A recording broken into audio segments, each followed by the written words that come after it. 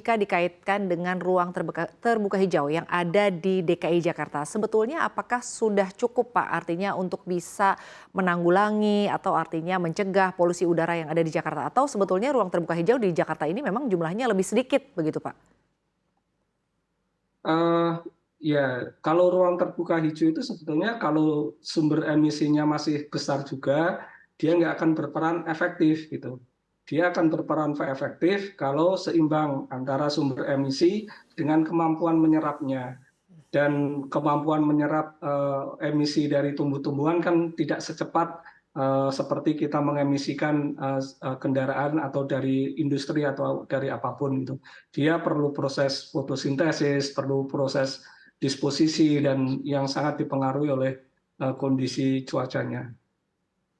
Baik, terima kasih Pak Sigit. Saya akan kembali ke Pak Gilbert. Pak Gilbert, untuk negara modern begitu ya, atau kota modern ini memang identik dengan transportasi umumnya yang cukup baik begitu Pak. Artinya interkoneksi juga antar kotanya begitu cukup baik. Nah, kalau Anda sendiri melihatnya untuk di DKI Jakarta saat ini seperti apa? Artinya penggunaan kendaraan bermotor memang terus bertambah. Apakah juga karena memang transportasi umum yang ada di Jakarta ini belum terlalu banyak pilihannya atau memang jumlahnya yang belum terlalu banyak sehingga akhirnya kita mungkin masyarakat warga lebih baik atau lebih memilih untuk menggunakan kendaraan pribadi begitu untuk mencapai sebuah tujuan tapi ternyata itu menyumbang polusi Pak di Jakarta. Nah, kalau di DPRD sendiri, Anda sendiri melihatnya apa Pak solusi terbaik Pak?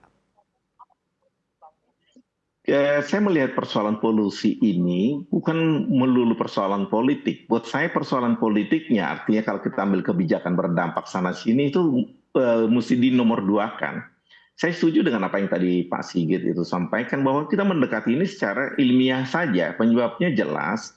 Kemudian kita tahu bahwa ini tidak akan selesai dalam waktu singkat. Kalau kemudian dikatakan persoalan ini adalah dari kendaraan bermotor, evidence base mengatakan waktu COVID begitu kendaraan bermotor berkurang, dalam waktu 2 bulan langit Jakarta cerah. Nah, evidence base juga mengatakan bahwa di kota besar, di mana jumlah kendaraan bermotor sangat sedikit, udaranya bersih. Nah, bagaimana pendekatan secara ilmiah buat ini? Saya kira semua juga tahu masalahnya siapa yang berani tidak populer untuk kemudian mengatakan harus menggunakan kendaraan transportasi publik. Karena ini kan akan ditentang oleh masyarakat, tapi harus siap menjadi tidak populer. Persoalannya kalau dikatakan sampai kapan kemudian transportasi publik ini sudah optimal. Kita melihat dari tahun 80 dibandingkan sekarang, transportasi publik kita jauh membaik. Di DPRD kita sudah menyetujui kemudian tarif integrasi tapi tidak jalan benar. Walaupun digembor-gemborkan di media kemarin saya baca, tapi itu tidak jalan dengan benar, malah kemudian banyak hambatan. Persoalannya sekarang kita tidak bisa terlalu menunggu sampai optimal sampai kapan karena tidak ada batasan. Dengan jumlah yang ada sekarang, LRT, MRT tidak mungkin kita harapkan dalam waktu singkat untuk dibangun karena mahal dan butuh waktu. Berkaca pada LRT, MRT sekarang aja tidak jalan dengan baik. Saya berharap banyak kepada armada bus yang ditambah dan trayeknya, lajurnya yang ditambah. Jangan lagi kemudian, saya kan pengguna kendaraan umum juga, saya tidak selalu menggunakan mobil ke kantor karena ingin berkomunikasi dengan masyarakat.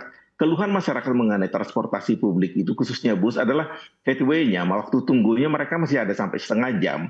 Memang berapa kali kita sampaikan kepada yang mengelola bus di Jakarta, mereka mengatakan sudah 15 menit, tetapi masyarakat masih mengeluh itu. Kemudian jalur untuk jalan kakinya mungkin pohon perlu ditambah. Mungkin kalau ini bisa dalam waktu singkat kita bisa pindahkan pohon yang besar untuk kemudian daunnya rimbun ya.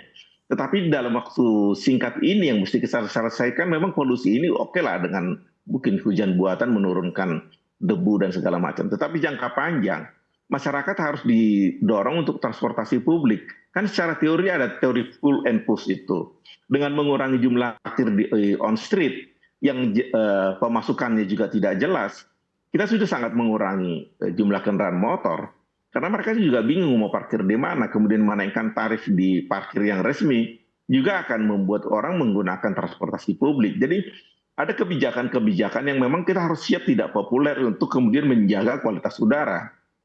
Karena kalau penjualan mobil dan pengguna mobil yang kemudian menikmati itu, tetapi 10 juta masyarakat Jakarta kemudian terdampak, ini juga bukan kebijakan yang baik. Jadi kita mesti siap kemudian berdebat, memberikan argumen terhadap mereka yang menentang. Dan itu mungkin butuh waktu lama untuk sosialisasi, tapi paling tidak saya berharap dari pemerintah memberikan sosialisasi bahwa pengguna mobil menyumbang polusi terbesar di Jakarta. Sehingga ada kesadaran di masyarakat untuk mengurangi kendaraan bermotor. Termasuk juga motor roda 2 dan roda 4 Baik, begitu. baik. Kalau Semakin dikatakan mobil listrik menjadi solusi, saya kira tidak.